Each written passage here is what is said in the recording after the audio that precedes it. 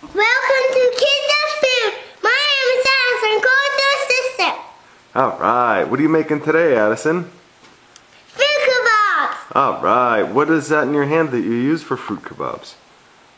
Toothpicks. Toothpicks. And what else are you going to use? Fruits. Show us what kinds. Grapes, bananas, strawberries, and blueberries, and red berries. Wow, that looks delicious. Do you want to go ahead and make one? Sure. First is some grape. What do you do with it? You put it on, then you start with another one.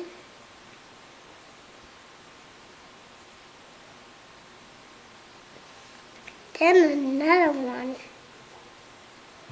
Oh, that looks delicious. Then another one.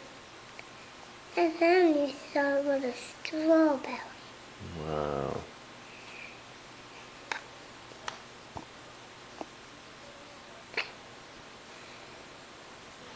Let me see. Ooh, that looks delicious. What did you call that again? Fruit kebabs. Fruit kebabs. Alright. Then you put it down. Say bye-bye. Say bye-bye. See you next time. Bye-bye. See you next time.